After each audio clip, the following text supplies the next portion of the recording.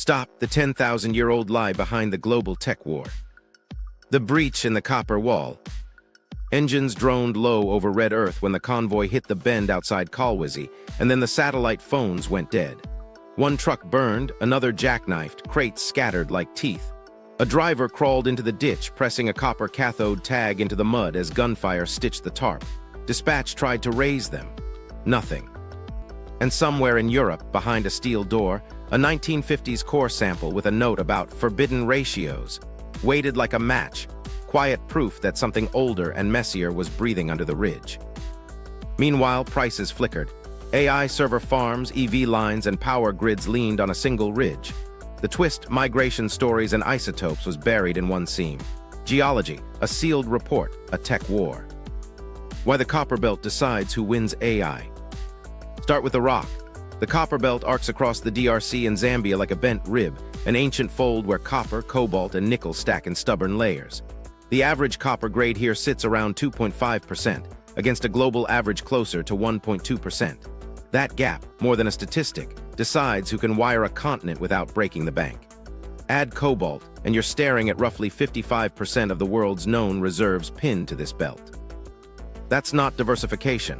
That's dependency in geological form.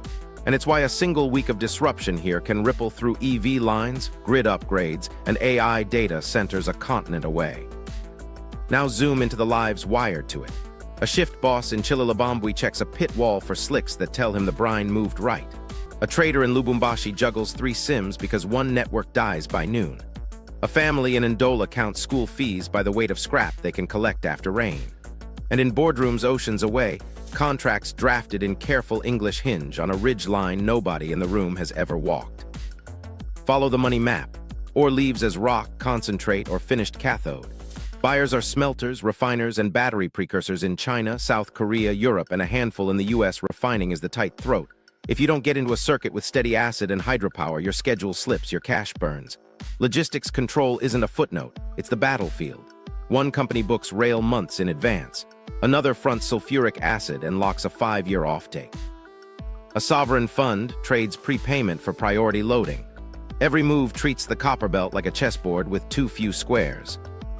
Bottlenecks are old enemies with new teeth. Hydropower wobbles when the Kariba and Lualaba systems run low. Sulfuric acid plants trip and 1,000 heaps starve for leach. Rails buckle under overuse. Ports stall. Dar es Salaam fills. Beira floods. Durban strikes. Walvis Bay can't grow fast enough. Sanctions weave through this like barbed wire. Banks flinch. Insurers hike war risk premiums, and paperwork ages on desks while trucks idle. Why now? Because the grid groans and the servers won't wait. AI data centers are copper monsters. Transformers the size of buses, bus bars the size of wrists, miles of high-amp cable. EV demand spreads copper through wiring harnesses like veins, while Cobalt's chemistry cousin status keeps it glued to the battery story even as chemistries shift.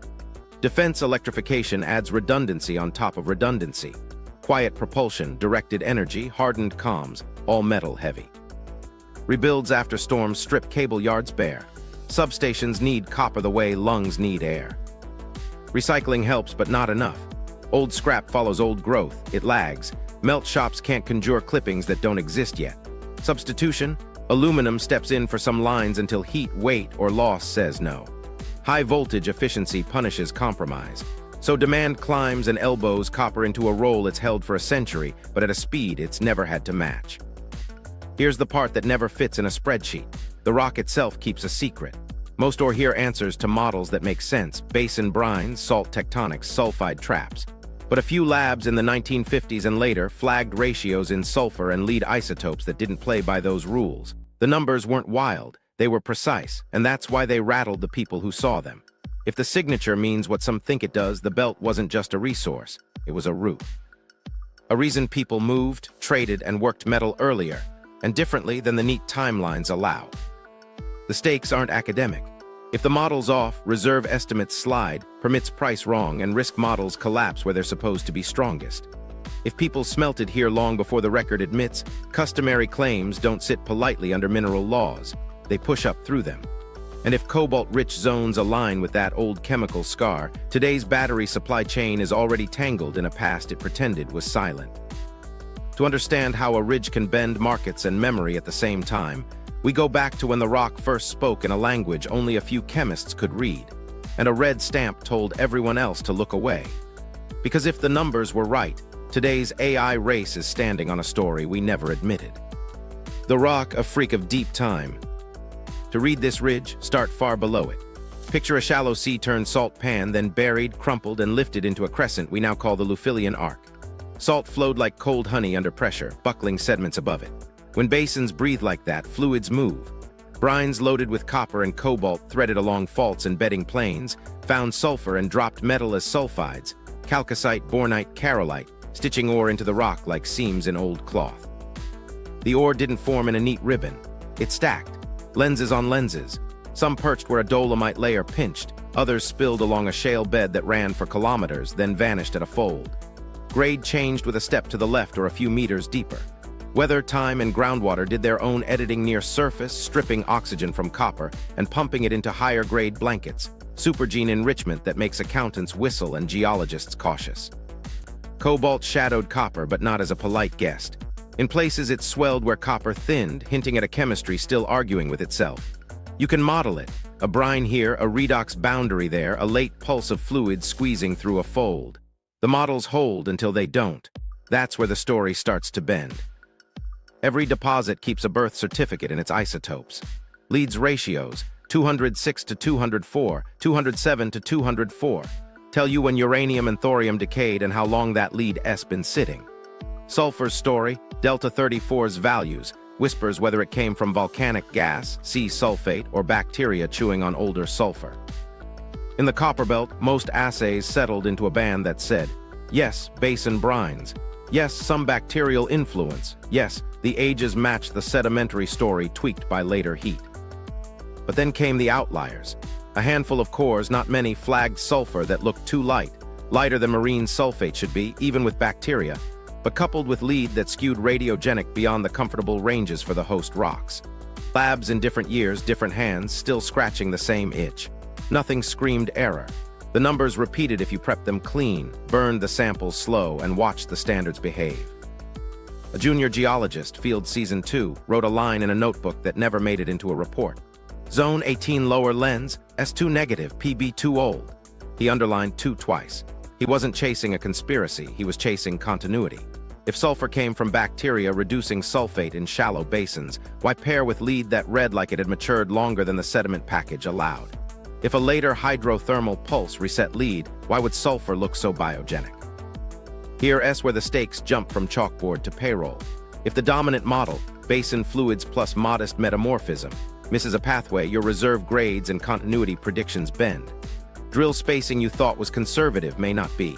Permits pegged to one ore geometry might hide zones rich in cobalt you didn't budget to separate. Acid balance assumptions swing if sulfur sources vary more than planned. You don't want to be wrong about sulfur. Acid leaching lives or dies on that math. Meanwhile, the geometry kept teaching hard lessons. A lens would fatten and smile on the cross-section, then knife off where a salt pillow had rolled. In drill cuttings, you'd see sudden jumps, green malachite fluff at 5 meters, then nothing but tight gray dolomite until 32, where bornite flashes like bruised metal. On a haul road above, a grader operator swore you could smell good ore, sweet and metallic on days after rain. He was half right. Weather woke oxides near surface and carried their smell up with the dust. Lead model ages sketched a saga. Some ore looked as old as the basin story suggested. Late Neoproterozoic to early Paleozoic signals tied to the original sediment package. Other pockets hinted at extra time baked in, as if an older lead source had bled into the system or cooling had taken a lazy, extended path. Sulfur's lightness, the Delta 34s dipping into negative teens in a few spots, whispered microbial fractionation. Bacteria eating sulfate and exhaling sulfide that grabbed copper. That fits a shallow, life-touched world, not a deep, sealed one. What nobody liked to write was the and. Biogenic fingerprints and radiogenic lead tails and local textural clues that spoke of heat and fluid late in the game. A few veins looked cooked. Pyrite rims were annealed smooth, not etched and ragged. Tiny slag-like beads turned up in soils near ancient footpaths, brushed aside as curios. One core from a shallow trench carried a thin soot-blackened film on a fracture face that didn't belong underground. It crumbled when touched, leaving a smell like an old hearth. Meanwhile, in camp, the junior who wrote that line got teased for his impossible numbers, but a senior pulled him aside and said, "Keep them. We'll need them when the story moves." Ore doesn't care about our timelines, it remembers its own. The ridge carried both histories, the deep time assembly that made it rich, and hints, just hints, of younger human time touches at the edges. This was the moment everything tilted. If sulfur could be partly biogenic, if lead could carry an older echo, and if geometry stacked lenses the way hands stack goods on a caravan animal, then the Copperbelt wasn't just a deposit. It was a palimpsest, geology written, rewritten, and maybe, in places, singed.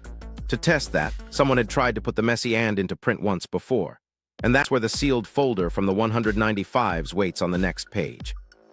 The 1950s sealed report. By the mid-1950s, the Copperbelt sat inside a corporate machine built for certainty. Belgian Congo on one side, northern Rhodesia on the other. Company towns with whitewashed clinics, assay labs tiled like operating rooms, and core yards stacked in ranks that looked like orchards of wood and rock. Union mini-air chemists wore crisp coats and handled samples with a precision that would pass any modern audit. They had one brief: turn rock into numbers that could be insured, financed, and taxed. Geochemical prospecting was the decade's obsession. New field kits read trace metals in soils. Airborne surveys sniffed for radioactivity. Team logged copper stains along stream banks, then followed them back to outcrops with notebooks full of dip angles and grain sizes. Cobalt rode shotgun, but uranium got the loudest attention. Washington and Brussels made sure of that. Every tray of core that showed a Geiger counter twitch earned an extra tag, an extra memo, and sometimes an extra guard. A core campaign in 1956, dry season, dust like talc, cut a tight grid across a structural nose west of Kolwezi. Holes were drilled shallow and deep, stepping downslope where a dolomite bed curled and thickened. The logging geologist made a habit of saving twin samples from the odd intervals, transitions where black shales met gray dolostone, where bornite pinpricked a pale matrix, where a sooty film lined a hairline fracture. He didn't name it soot. He called it carbonaceous residue, because memos respect euphemism. Most batches went to the company lab in Elizabethville. A select subset went further. Crates were paper wrapped, wax sealed, then manifested for travel by train to Leopoldville, steamer to Antwerp, and finally to a quiet building in Brussels where isotope ratios were becoming the scientist's lie detector. This is where the first hints surfaced that some seams carried a biogenic sulfur fingerprint and an inherited lead clock, an awkward pairing investors still don't want to discuss. The instruction sheet was blunt. Determine lead model ages relative to sedimentation windows. Determine sulfur source categories. The subtext was blunter. Reassure the board that the ore body behaved. The first lab memo arrived months later, carbon copied onto thin onion paper. It flagged a handful of samples where sulfur delta 34's values fell strongly negative, consistent with bacterial reduction of sulfate, paired with lead isotope ratios whose radiogenic component looked too evolved for the stratigraphic context. The phrasing was tucked into the third paragraph. Nothing florid, just anomalous pairings observed outside the expected basin metamorphic regime. Someone underlined pairings in pencil and wrote check prep contam in the margin. They checked, a second run, different technician, fresh standards. The numbers held. On the Brussels bench, the mass spectrometer hummed and ticked, a cathedral to patience.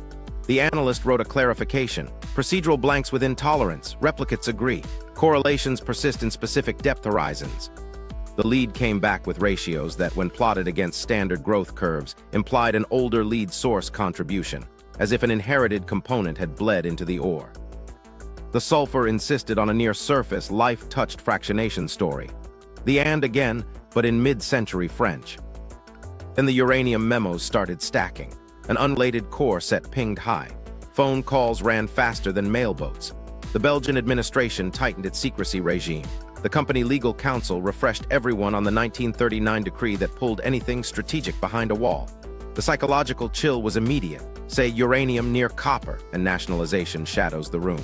Uranium and copper didn't like to be in the same sentence. Everyone knew why: nationalization risk. If the deposit could be argued as nuclear adjacent, the state might claim it outright, or Washington might wrap it in export controls that strangled margins. The report that tried to bridge the chemistry and the business landed on a polished desk in Elizabethville with a red diagonal stamp. Provisoire, ni pas diffuser. Provisional, do not circulate. The cover letter said the sulfur lead anomalies were of academic interest. Method variants could not be excluded, and no operational implications were recommended pending further work. Inside, a paragraph suggested localized secondary processes might explain the pairing.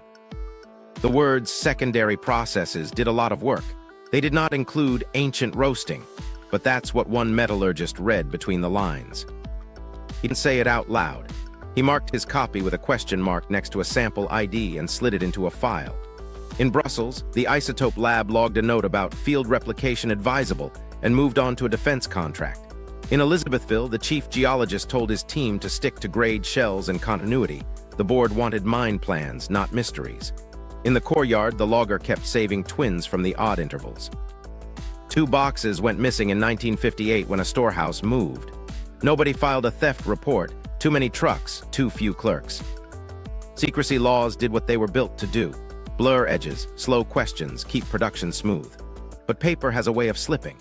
A graduate student in the 1980s, riffling a university archive in Europe for a thesis on mid-century isotope geochemistry, found a catalog entry without a call number. It mentioned lead ratios from Central African copper ores and cited an internal memo with phrasing that matched the 1956 note almost word for word. She copied the card, sent a letter to the lab that no longer existed, and tucked the photocopy behind her dissertation plan. Life moved on. The archive box didn't. Why shelve it? Part fear, part cost, part the gravity of routine. If a report opened a door to questions about uranium adjacency, lawyers would swarm. If it hinted that some sulfur came from shallow, life-mediated systems, and worse, that heat had licked rock at the surface long after deposition, then secondary processes might include people. People meant heritage. Heritage meant claims that didn't fit concession maps. The business case for Drought wrote itself. Behind closed doors, 2 senior staff in 1957 agreed to a compromise. Label the anomaly inconclusive. Recommend more sampling if resources permit. Shift capital to pits with cleaner signatures. Meanwhile, keep an eye out for any cultural materials near trench lines and quietly remove them to company storage. The instruction had a practical face. Avoid work stoppages. It also removed context that might have made the chemistry louder. The lab memos, clipped and smudged, ended up in a steel cabinet with a simple index. When the flag changed over Leopoldville and Elizabethville cracked, cabinets were wheeled down corridors, then into cellars, then into trucks. Some reached Europe, some didn't. Decades later, a retired chemist at a conference heard a younger colleague repeat with modern instruments the same unsettling and. He smiled without humor and said, "We saw that pairing once." That's the hook nobody wants. The evidence never died, it just waited for better instruments and worse stakes. If the chemistry was right, if those specific horizons carried a biogenic sulfur signature sewn into a matrix salted with inherited lead, and if that soot-black film on a fracture was more than chance, then extraction here didn't begin with dynamite. It began with hands, wood, air, and heat, which means movement, which means trade, which means the maps we use to tell Southern Africa's peopling are missing a lane. The sealed report didn't bury a scandal. It buried an origin story that nobody had a category for, and it directly collides with the way today's AI economy leans on this people, roots older than our maps. Walk the ridge with someone who remembers. An elder in a village east of Lakasi turns a small, glossy pebble in his palm, blue-black and heavy. He calls it the stone that burns blue. His grandfather traded it for salt and cloth, he says, and for a knife that held an edge longer than iron from the coast. He doesn't mention cobalt. He names the smell when it roasts, a sharp sweetness that clings to hair. He says caravans lined that ridge before the rail, long before the white trucks. The ground around him keeps quiet until you scratch it. Where thorn trees thin, scatters of slag glint under dust, glassy vesicular lumps iron dark with tiny green freckles. A meter away, a low mound cradles charcoal flecks and clay nodules shaped like collars, tires the throats where air met fire. Wind lifts ash from inside the mound, blackening fingertips. No plaques, no fences, just a workshop long folded back into the bush. Farther south in the Coups headwaters, archaeologists lifting soil in shallow squares map stains like ghosts. Circles where hearths burned, streaks where runoff dragged ash downhill, clusters of broken ceramic that match the orifice of bellows pipes. A bead the color of ocean, light turns up in a sieve, translucent soda-lime glass. It doesn't come from here. Traders pushed beads inland from the east coast in waves, the historians say proof of Indian Ocean ties. The bead sits beside a copper awl with hammer marks that match hammers carved into rock art a day's walk away. Rock art isn't a ledger, but it records rhythm. Lines of figures with burdens, a herder with longhorn cattle stepping toward a zigzag that scholars read as a river. One panel shows a girded person holding a long-handled spoon over a shallow pit. People argue about that spoon, grain, beer, or ore. Nearby, a scatter of green-stained stone and a half-moon of slag argue back. There are places where pictures and byproducts hold each other up. Oral histories do their own triangulation. In Bemba Luba Lunda, the proverbs loop back to metal. A king who warmed his house with red stone wasn't burning it. He was giving gifts from smelters that ran through the night. Copper crosses show up in graves and shrines, equal-armed and well-balanced, calibrated for hands and backs. They weren't just money. They were weights you could strap to a carrier's pole, units of trust. Along river routes, fishermen swapped dried bream for a finger of worked copper, bright as dawn. Inland, salt made from ash and saline pans traveled with cattle and cloth, meeting ore at predictable places, where old footpaths crossed low saddles in the hills. Those saddles are where isotopes now whisper. The forbidden ratios from certain horizons match soils with black beads of vitrified waste and charcoal older than the missionary diaries that anchor many timelines. The textbook story puts the major copper pulse later, tied neatly to the Bantu expansions that swept south and east with iron, language, and agriculture. Genetic data draws beautiful arcs on maps, coherent and persuasive. But it doesn't forbid pockets of skill that predate the main wave, flickers of technique shared across groups by trade and marriage, igniting smelters on favorable ground. Artifacts care less about blankets we lay over centuries. In a midden outside an old village line, a crucible fragment holds a frozen flow of copper bloom, its underside caked with magnetite slag. A groove on the lip fits a pouring stick. The clay is tempered with crushed grog and plant ash, a recipe that shows up in workshops spread along a north-south axis hugging the ore contact. Those are not random hearths. They're stations in a chain. A story told in Ndola says there was a path you could walk in 4 days if you started with the moon at your shoulder. You could trade blue fire stone for lake salt, then take salt to the coast, then bring beads and cloth back to the hills. The tellers shape time with nights and foot blisters, not rains and treaties. You measure a route by where water sits, where wood is straight, where rock bleeds green when you scrape it with a bone. Genetics brings a quiet check. The Bantu language family spreads with farmers and ironworkers, yes, but local lineages hold patterns that suggest long residency at specific ectones, edges where forests meet savannas, where ore-bearing shales crop out near water. The archaeologists who have spent months drawing pottery profiles at these edges talk about continuity in shard tempers and rim forms that outlast style waves elsewhere. Something held people here. Metal work is a good anchor. Meanwhile, coastal goods leave breadcrumbs. East Coast glass beads with soda-lime signatures thread inland alongside cowries, but so do more humble imports. Tanged knives with ferritic microstructures typical of bloomery iron from older established workshops far to the north and west. In some copperbelt sites, iron and copper rise together in the same layers, but the copper pieces show a confidence. The edges hammered thin, annealed, and rehammered, that comes from long local practice. You don't get that curve in a decade. Here's where the contradiction bites. Museum labels say large-scale, skilled extraction came late, once political centers could command labor. But the slag mounds at the smaller stations are too big for occasional tinkering and too uniform to be experiments. Roasting beds cut into slope, shallow and wide, sit above ore chutes that modern pits now chase. A reheated sample sends off that same sweet metallic note the elder named, the smell that lingers in hair. Copper doesn't lie about heat. A micro-story travels faster than a thesis. In a market near Kapushi, an old man taps a copper cross on a table, dull and heavy. He says his mother's brother carried 2 like this to the salt pans and returned with a cow and a wife. He smiles. He says the road was safe because it was known men waited at certain trees to swap meat for metal. His grandson sells phone credit beside him, scratching codes when the network allows. 2 economies, 1 habit, roots, trust, exchange. If copper shaped those roots early, then what we call migration flattens into something less tidy and more human. Movement that follows work, stories that follow movement, alliances that follow stories. Power collected not just in capitals but at the mouths of furnaces. And if some of those furnaces left isotope scars in or now feeding batteries and server farms, then the present is literally smelting the past back to life. The 195's chemists didn't have the elders' words, but they touched the same seam. The people and the rock have been in dialogue longer than the maps allow. The forbidden synthesis, copper, cobalt, and an old isotope riddle. Here S where the strands knot. Modern labs pulled dusty twins from those old core boxes and matched them against fresh cuttings taken meters away. Cross-lab triangulation, clean as you can make it. Brussels-era numbers on one side, multi-collector mass specs on the other.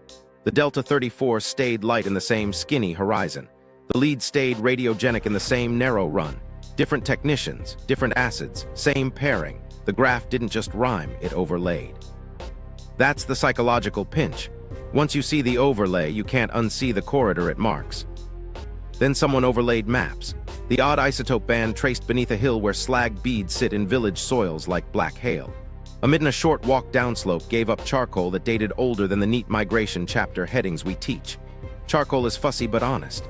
Burn a tree at a furnace, bury the ash, and a laboratory will tell you when that fire licked air.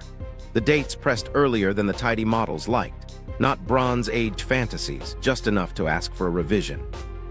Geochemists hate the word impossible. They prefer pathways.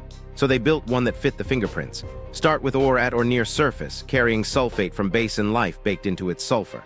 Add people who learn to roast it, slow and shallow, to drive off volatiles and crack sulfides before smelting. Roasting in open beds lets oxygen chew through sulfur, but it also bakes in a signature, light sulfur where bacteria had already tugged at isotopes. Do it in the same place for long enough, and you leave a chemical scar that drills will hit generations later. That's the impossible pathway. Biogenic sulfur married to a later heat history that isn't purely metamorphic. What about the lead? The radiogenic skew needs time or inheritance. The rocks in the belt have both. If early fluids leached a whisper of older lead from basement sources or from detrital grains in the sediments, then parked it in sulfides that later met heat, the lead clock would carry that earlier story. Roasting won't reset it. It isn't hot enough, and lead in sulfides shrugs off short, low-temperature events. So you end up with a horizon where sulfur shouts, "I came through life," and lead mutters, "I've aged longer than this layer." 2 clocks, same seam. Skeptics tried to kill it with lab error. They ran blanks, swapped crucibles, dissolved samples in different acid strengths, even shipped splits to labs that compete for contracts. One lab spiked in a tracer to catch contamination. It came back clean. Another reamed the prep room, replaced every beaker, and still got the pairing. Meanwhile, field teams gridded soils above the isotope band and found microslag spheres magnet sticking to a pocket compass. Also in that soil, a drift of green-stained grit that modern rain kept dragging off the same shoulder. The human echo isn't romance, it's logistics. If roasting happened high on slope to catch wind and spare wood, you'd pick the same benches where modern benches now cut trucks' tire marks. You'd need water nearby, draft in a lane the wind loves, and stone you could pile into a bed. The isotope band hugs those benches, and the slag beads march with it. Organized labor leaves tidy messes. Parallel roasting rows, waste dumped consistently downslope, tire collars snapped in the same place when they crack. That consistency shows up in the dirt. Then the cobalt wrinkle, the same anomalous strip that sings with old sulfur and older lead trends into zones that today give up high cobalt without much copper in tow. Carolite clusters like a shadow where copper thins. Battery chemistries argue in press releases, but minds don't read headlines. They feed what's in the ground. The overlap between the forbidden, horizon, and modern cobalt pay streaks isn't perfect, but it's enough to matter. If earlier roasting preferentially altered near-surface copper, or if ancient pickers carried off certain clasts and left others, the residual pattern could bias what enrichment later did. Today's cobalt map remembers yesterday's hands in ways nobody priced. That's where finance starts sweating. If parts of your ore body carry a human time overprint that correlates with cobalt-rich pockets, reserve models built on purely basin plus metamorphism curves undercount both risk and upside. That mispricing flows into offtakes, into hedges, into the capex you thought was covered by acid supply and a stable transformer. And if replication nails down the roasting scar as real, there's a governance twist. Some of the chemical value sits on a layer made by people whose descendants still live on that ridge. Heritage stops being a museum word and starts being a royalty line. Push this synthesis one turn further and it explains behavior. When buyers jostle for long-term cobalt units, they're not just betting on EVs. They're circling a horizon that carries double certainty. Geologic concentration and a traceable, tight footprint you can lock with a few pits and a lot of security. Pair that with isotope baselines and suddenly traceability programs stop being PR and start being maps with teeth. You can prove where a pound came from, and who should have a say when it moves. And that's why, after the memos resurfaced and the labs sang in harmony, the Scramble stripped off its gloves. The modern Scramble, contracts, coups, and choke points. While the Isotope graphs lined up in back rooms, the front line moved to maps with colored blocks and acronyms. Concessions overlapped like fingerprints. State licenses, subleases, farm-ins, shadow stakes tucked into subsidiaries in Mauritius and Hong Kong. A copper cobalt pit near Tank flew 3 flags on paper. The operators, estate companies carried interest, and a silent investor who held a royalty streaming deal that skimmed a sliver off every cathode. In Zambia, a mothballed smelter changed hands twice in a year, each sale framed as stability for lenders who flinched when they heard the word Kolwezi. Meanwhile, the corridor math tightened. The Lobito corridor's 1,289 kilometers to the Atlantic suddenly looked like a lifeline, not a brochure. Ownership wasn't settled by signatures alone. In Kinshasa, a ministry shuffled chairs, rewriting a royalty formula on a Friday evening that tied Cobalt payments to a London price plus a strategic premium. In Lusaka, a reformist finance team courted cathode plants with tax holidays and grid guarantees, pushing a narrative: refine at home, ship value, not rock. At the pit, none of that moved waste faster. What did were offtake locks? 5- and 7-year deals where a refiner advanced sulfuric acid, diesel, and cash now for tonnage later. One trader wired a prepayment so big it bought a transformer substation. The contract clause said if power failed, title to ore at the pad transferred at midnight. Logistics veins held all this together until they didn't. Rail east to Dar looked dependable until a port strike stacked containers 3 ships deep. The Lobito corridor west, 289 kilometers to the Atlantic, promised a shorter shot, but crews were still swapping rotten sleepers for steel when the first Cobalt convoys rolled, guarded by men with mismatched uniforms and better radios than boots. Road convoys took the beating. Kolwezi to Kasambelsa to Ndola, then down to Durban or Beira, every toll gate a negotiation, every police checkpoint a test of how many photocopies of a waybill you'd printed. Risk found the soft spots. Along a forested stretch north of Likasi, artisanal pits spidered off a legal boundary, feeding sacks into a night market where intermediaries paid in cash and SIM cards. An insurgent cell farther north flared, not to take ground but to tax motion, $1 a sack, $5 a truck. A convoy boss paid 3 tolls in an hour to pass 3 versions of authority. A local chief's cousins, a police unit with badges but no payroll, and men who didn't bother with pretense. He kept receipts. He filed them with a logistics company in Lubumbashi that logged security fees under miscellaneous. Finance turned predatory and protective at once. Western banks, spooked by sanctions risk and NGO reports, pulled back from trade finance that touched gray zones. Chinese policy lenders leaned in, pairing project loans with offtakes that ran to the end of the decade. A Western miner took an ESG loan with interest ratcheting down if audits hit targets for traceability, water recycling, and community spend. Miss a metric and the coupon bumped up. It was moral math with a spreadsheet spine. The CFO grumbled and signed. The treasurer hedged copper on one book and bought cobalt exposure on another, betting chemistries wouldn't flip as fast as headlines. Policy levers made and unmade plans in a week. A draft export ban on concentrates hung over meetings like humidity. Refine at Minehead sounded clean until the acid plant tripped and heaps starved, and every spare ton of sulfur had to be bid for like a lifeboat. A province announced a beneficiation levy that applied retroactively. Permit clerks found their desks covered in forms and visitors. In the same week, a tax holiday for a new Essexio line cleared Parliament in Lusaka, and CapEx raced across a border. Cranes in one valley, mothballed tanks in another. Meanwhile, refineries thousands of kilometers away tightened screws.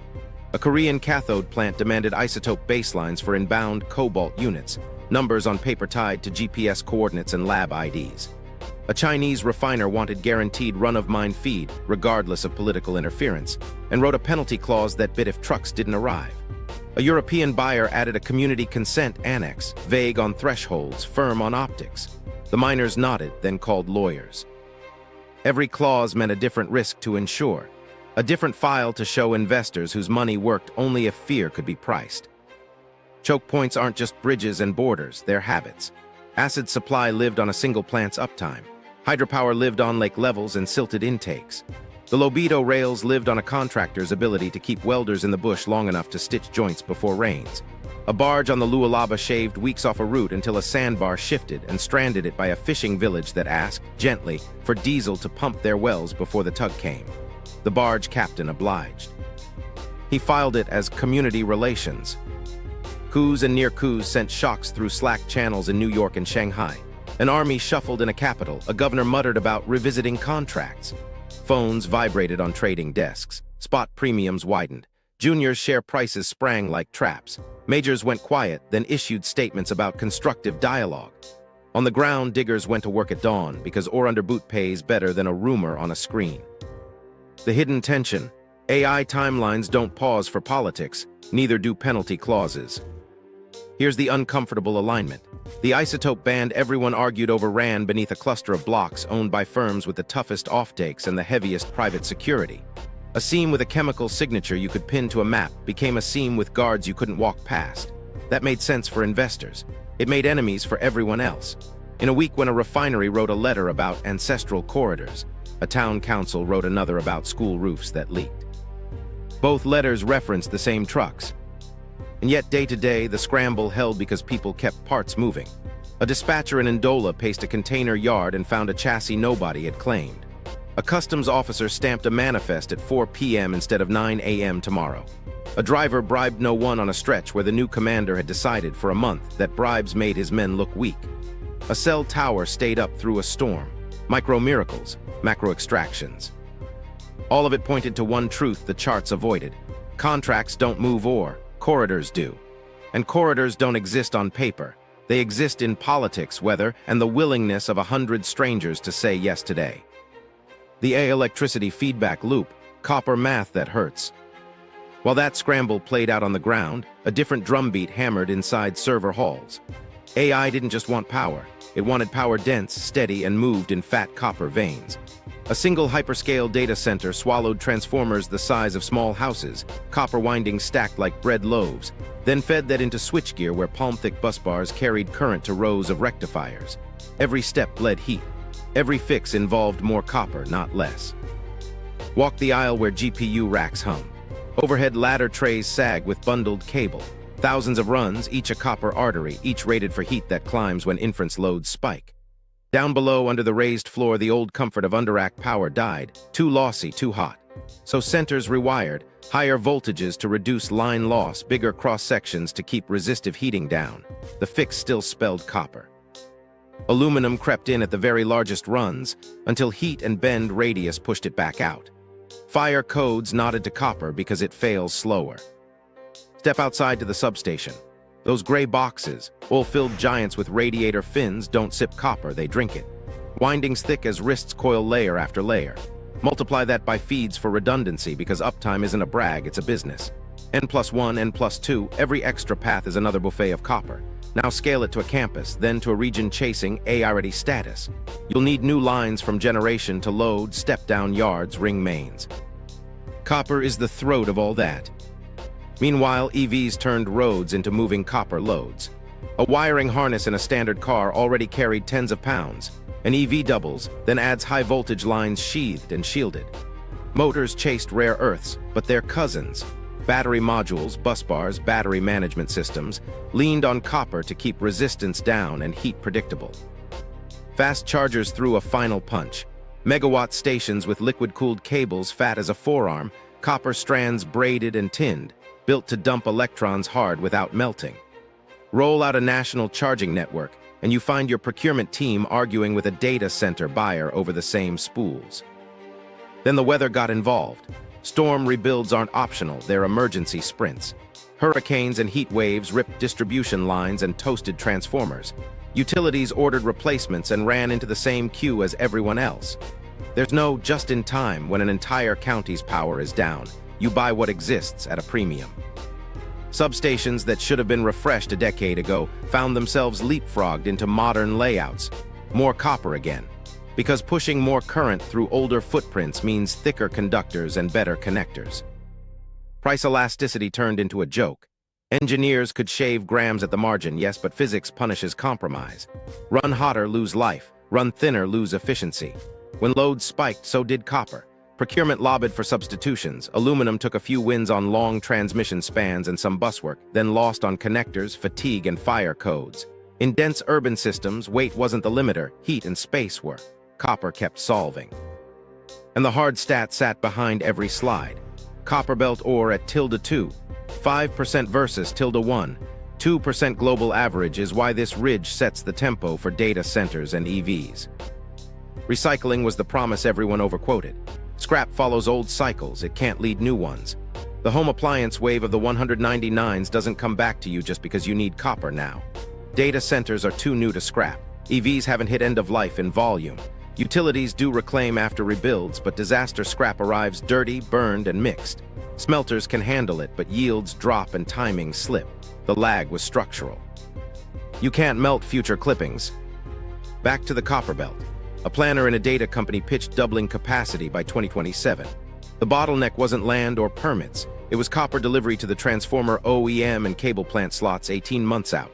One hiccup in hydropower on the Lualaba, one acid plant stumble, and an SXO line missed targets. That rippled. The cathode that didn't ship meant rod that didn't extrude meant cable that didn't strand meant a substation that didn't land on time. Servers idled in crates. Shareholders read supply chain delays. Engineers read we tried to cheat the ore clock. Defense added its weight quietly. Electrified platforms, silent patrol craft, hybrid armored vehicles, needed copper-dense powertrains and charging depots hardened against attack.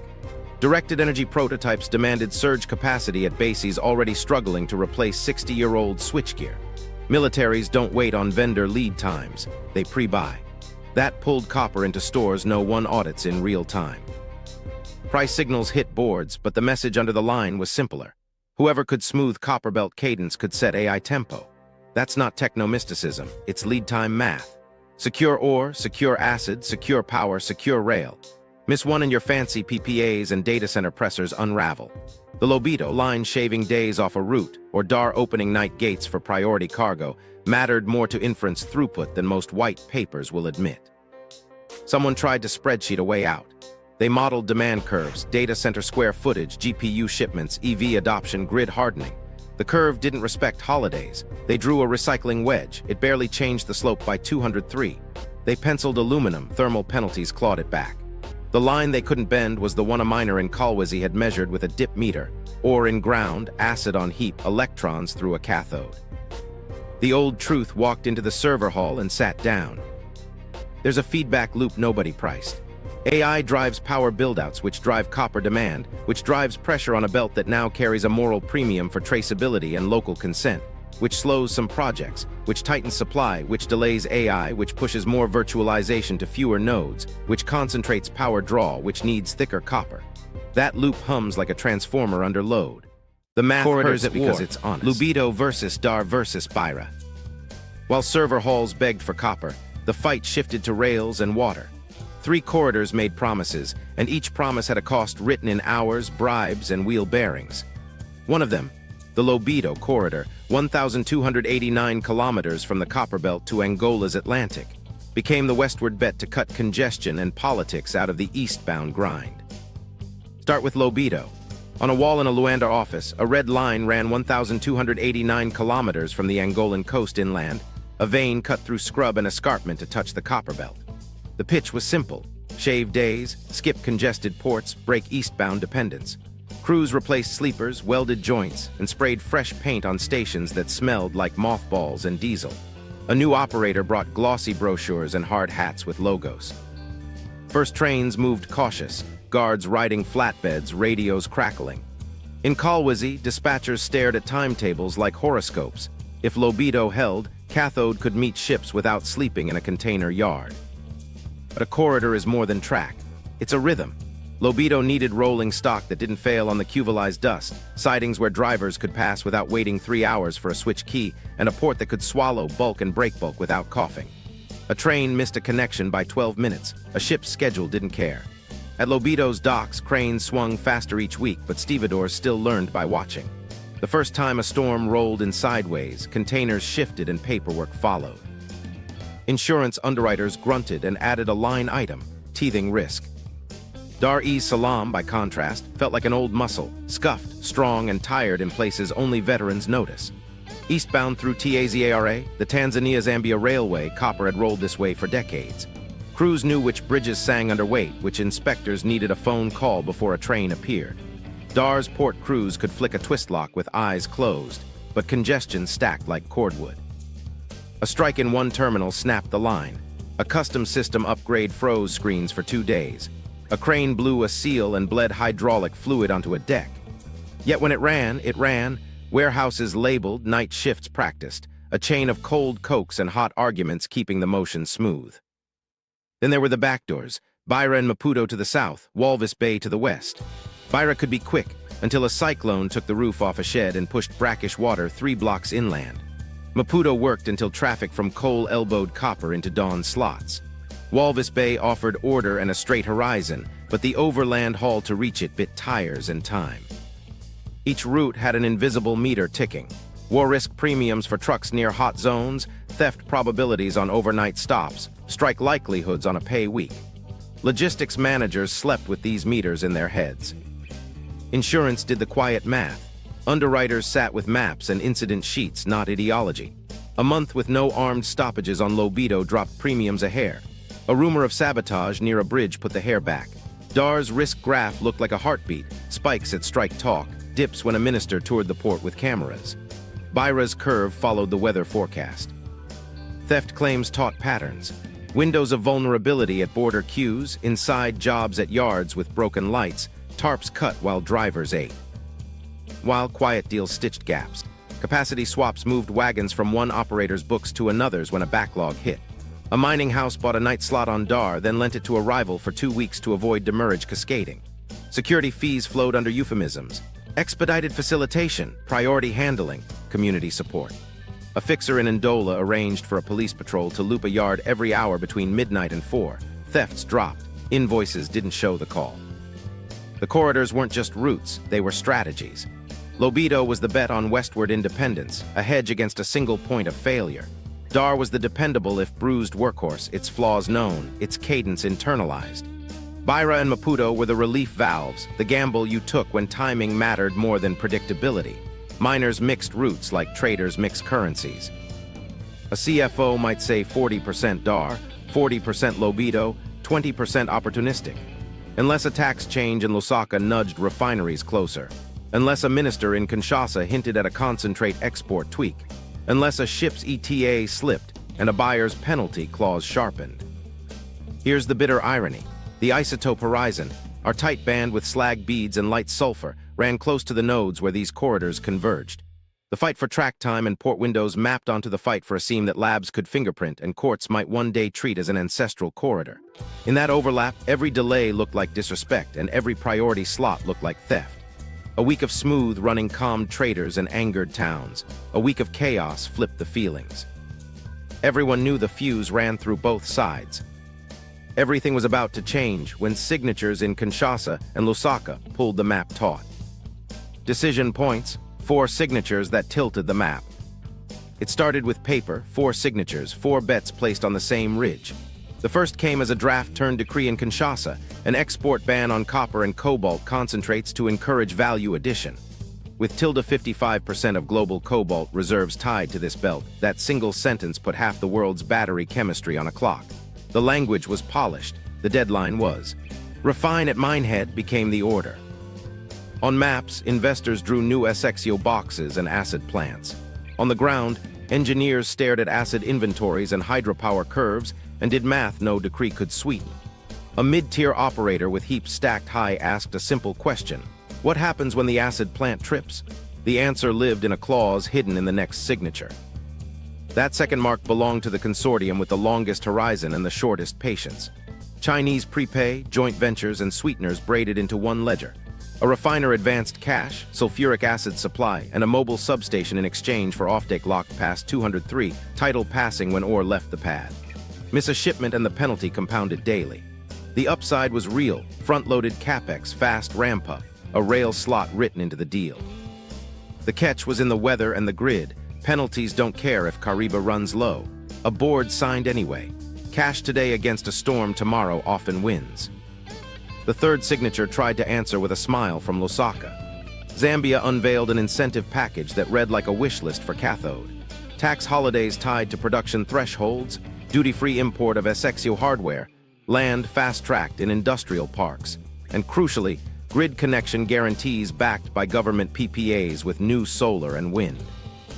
The pitch wasn't subtle. Bring your refining here, stabilize your route east or west, and tell your shareholders you're de-risking Africa the right way. A miner with a foot in both countries did the quiet calculus. They shifted a plant across the border on paper, then began moving cranes in real life. The border post saw the first convoy of acid tanks roll north, not south. The fourth signature looked small but hit like a mallet, a DRC royalty tweak that pegged cobalt to a floating, strategic mineral multiplier linked to futures prices. The formula curved upward when markets spiked, slicing a fatter piece for the Treasury right when profits peaked. It pleased a public hungry for proof that riches weren't just leaving. It scared lenders who built models on stable takes. A CFO called it volatility taxation under her breath and rewired debt covenants to absorb the swing. A junior with a promising cobalt lens saw term sheets evaporate in a week. Put together, the four marks pulled the belt tight in opposite directions. The export ban threat forced processing into valleys where power bent and acid stumbled. The prepay JVs forced production cadence to match contracts, not seasons. Zambia's carrots yanked capex across a dotted line on a ministate map. The cobalt-linked royalty injected a market's twitch into a miner's heartbeat. Convoys started stalling on one side, permits questioned, inventories swollen, lawyers counting days. On the other side, equipment unpacked under new sun, import duties waved through, customs officers snapping photos beside shiny tanks. In the pits, decisions took on a human shape. A plant manager in Kolwezi cut a night shift when acid inventory dipped below the comfort line. The off-deck clock ticked louder. His counterpart in Chingola added a day shift, a generator humming behind a fence sign danger, 11 kV, while a utility crew bolted a new breaker into place for the promised grid tie. Truckers compared rumor to rumor at Kasambelsa. They're paying better in Ndola. Yes, but the fuel cards don't work past midnight. A woman who ran a canteen at a Weybridge watched traffic tilt. Longer lines toward Dar one week. A sudden bulge west when a test train to Lobito arrived with fanfare and a police escort. Boardrooms echoed the ground. Western lenders offered ESG-tied loans with interest stepping down if traceability hit targets and community spend cleared audits. The spreadsheets looked saintly. The covenants looked like tripwires. A director asked what happens if an isotope baseline flags ancestral corridor status and a council asks to renegotiate. Silence, then a pivot to procurement charts. Meanwhile, the JV crowd shrugged at reputational turbulence. They pointed to cranes and cash and said, "We'll build." Both were right, and both were blind to what the fourth line meant when cobalt flickered green on traders' screens. Because the signatures didn't land in a vacuum. They landed on the seam with the awkward isotopes and the slag beads, the places elders pointed to when they said the rocks had names.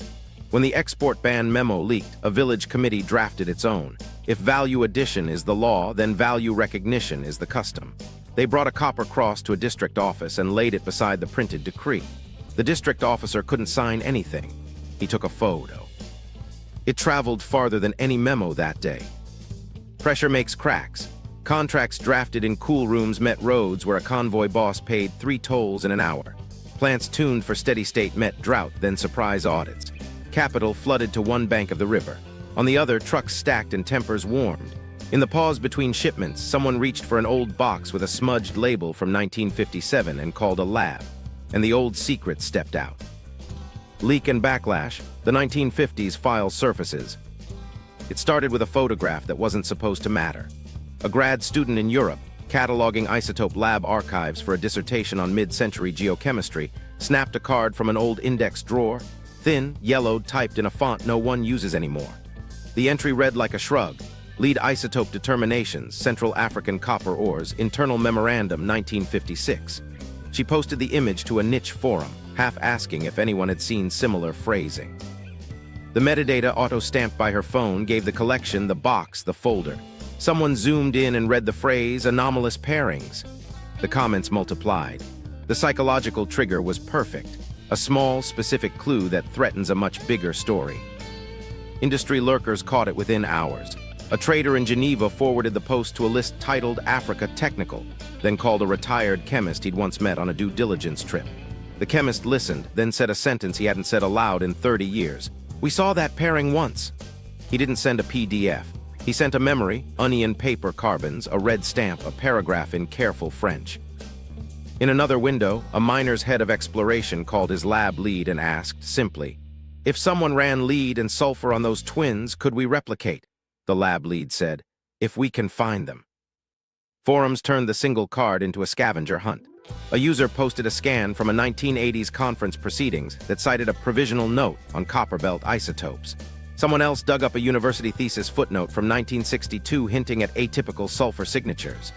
A third posted an aerial photo of a core shed from the 195s with crates marked for export. None of it proved anything. All of it built a shape you could feel with your eyes closed. Then the grad student updated her post. The box was requested by another researcher. The thread went quiet for an hour, then erupted. Official responses struck the same drum. A mining company spokesperson told a reporter the report, if it existed, would be inconclusive by modern standards, method errors, poor controls, incomparable standards. A ministry statement said historical documents should be treated with caution, and that any claims about ancient metallurgies needed peer-reviewed replication on accessible samples. A refining consortium issued a line about welcoming science while staying focused on present compliance. Lawyers drafted letters to forums and journals reminding them that defamation traveled faster than facts. But on the ridge, elders simply nodded.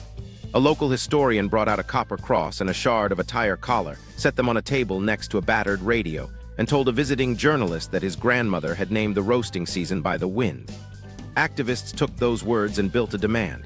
If isotope baselines can brand a seam, then communities along that seam have standing. Call it ancestral corridor status. They weren't asking to halt mining. They asked to be named authors in the story and paid where the ore memorized their fires. Markets hate poetry but love signals. Junior explorers with licenses kissing the isotope band spiked on whispers and screenshots. Their deck said heritage positive extraction and traceability advantage, two phrases that made some investors salivate and others flinch. Majors went the other way, quiet, then lawyered. Permit reviews slowed. An environmental officer in a provincial office found his in-tray filling with heritage impact assessment addenda, cut and paste promises stapled to maps that finally marked roasting mounds in red. He had 3 staffers and a motorbike that needed a chain. Inside refining meetings, a new clause took shape: ancestral corridor sourcing. It read like a pledge: consultation thresholds, co-authored baselines, data shared with local councils. It also read like liability management. A cathode buyer in Seoul asked if the clause could be audited. A trader said yes, then booked isotope tests with a third-party lab and prayed the chain of custody wouldn't snap in a pothole. Meanwhile, a Western ESG fund pitched a term sheet that stepped interest down if community royalties hit account on time. A director asked how to define on time in a place with 2 rainy seasons and a shaky grid. Back in the archive, the grad student supervisor received a polite request from a law firm to delay digitization pending provenance verification. The box still moved. The retired chemist, slow at first, found an old colleague who remembered the lab bench and the humming mass spec. He wrote a short note in perfect, cramped letters, procedural blanks with intolerance. It wasn't evidence, it was a breadcrumb. He agreed to go on background to a trade publication, confirming the phrasing, not the conclusions. The piece ran on a Tuesday. By Friday, a lab in South Africa had a 1957 sample box on a steel table, seals intact but brittle, exactly the kind of detail that makes a rumor feel like a countdown. Locally, Backlash came with a personal edge. A community radio show in Lakasi devoted an hour to callers. A teacher asked why school roofs still leaked if mines paid so much. A truck driver said the new heritage checkpoints meant one more line to queue in and one more official to offend. A young engineer at a plant texted her mother that if isotope audits became standard, her lab might finally get a mass spec that wasn't older than she was. Her mother sent back a photo of a slag bead she'd picked up near a path and wrote, "We kept receipts before paper." The leak didn't prove the past. It pressured the present. Juniors raised, majors stalled, ministries tightened language, forums went private, labs booked time. And everyone asked the same hard question out loud. If the pairing is real, who owns the story and the seam? Ownership fight, law versus memory. The morning after the leak, a meeting room in Kinshasa filled with binders. Statutes first, dense pages tracing mineral rights from colonial ordinances to post-independence codes. The rule was simple on paper: the state owns the subsoil. Concessions grant the right to explore and extract. Surface owners get compensation for use and damage. Customary tenure, recognized for land, not for what sleeps beneath it. A government lawyer tapped the clause like a metronome. Mineral versus surface. Sovereignty versus stories. Across town, in a cooler office paid for by a development grant, another binder opened to court cases that tried to stitch those worlds. A case from Katanga where a community won compensation for graves disturbed by a haul road. Another from the Copperbelt where a judge paused blasting near a shrine until cultural heritage management plans were filed. None of them touched subsoil ownership. They danced at the edge, process, not title. The people in the room circled a blank space where precedent should have been. Communities didn't wait for precedent. A council of elders drafted a proposal that fit their language better than the law. Carve out royalties for cultural ore belts. Not a veto on mining, an acknowledgement that certain seams carried human labor baked into stone, and that value should flow meter by meter to custodians. They named practicals, a percentage of net smelter returns tied to Isotope verified horizons, a trust managed by a board split between clan, district, and an independent auditor, publication of monthly flows taped to church doors and clinic walls. A simple test: if you can trace the pound to our ridge, trace the money back the same way. Investors read the draft and frowned at volatility that wasn't market-made. They wanted clarity. One royalty rate, one ministry sign-off, one account. They'd built models on the state's mineral title. Customs and councils multiplied risk, new heads to nod, new hands to shake, new ways for a shipment to catch dust. A fund manager in London said the quiet part out loud: uncertainty is a tax with no ceiling. A lawyer in Johannesburg countered: predictable mistrust is worse. Micro stories cut through the memos. In a provincial ministry office with flickering lights, a chief laid a copper cross on a desk beside a printed map. He pointed to a river bend and said the word for blue fire stone in his language, then named the slope where his grandfather burned it. The official nodded, then asked for a cadastral reference and a coordinate pair. The chief's nephew slid over a phone with a GPS app, a dot pulsing at the edge of a block licensed to a company whose address was a P.O. box 3 countries away. Everyone stared at the dot like it might move. Meanwhile, refiners far away changed their tune. Sourcing policies sprouted clauses, ancestral corridor consultation, isotope baseline audits, grievance redress timelines. The words read clean on a slide. On the ground, a liaison officer needed to explain why a lab would take soil near a grave and who would hold the data. A miners' social team scheduled a meeting in a schoolyard. A woman asked if the audit would fix the pump that had coughed air all dry season. The liaison said audits don't fix pumps, budgets do. She asked whose budget. Back in Lusaka and Kinshasa, a draft framework tried to square circles. The state keeps title, companies keep contracts, communities gain a share where isotope baselines flag cultural belts. A cap on percentage, a floor on payouts, an escrow that releases funds when labs sign off.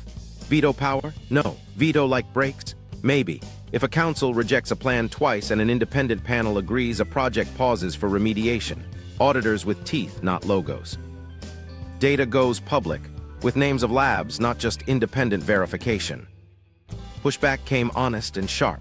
Some investors warned of jurisdictional flight. Some community activists warned of co-opted councils signing away leverage for clinic roofs that never get built. A union leader asked where workers fit when royalties rose and margins thinned. A minister asked how to keep corridor money from becoming campaign money. A refiner asked whether isotope audits could be gamed. A scientist said yes if you let chain of custody slip and use the wrong baselines. No if you fund labs properly and publish methods. The debate spilled into a parliament session televised on a channel most people watched for soccer. A representative held up a slag bead in a plastic bag and said the word memory. Another held up a copy of the mining code and said the word development. A third asked why hydropower dipped last quarter. All three were right, and none could proceed alone. Outside, trucks rumbled past with tarps tight over rock that would feed servers and cars and lights in cities most drivers would never see. The compromise that took shape wasn't romantic.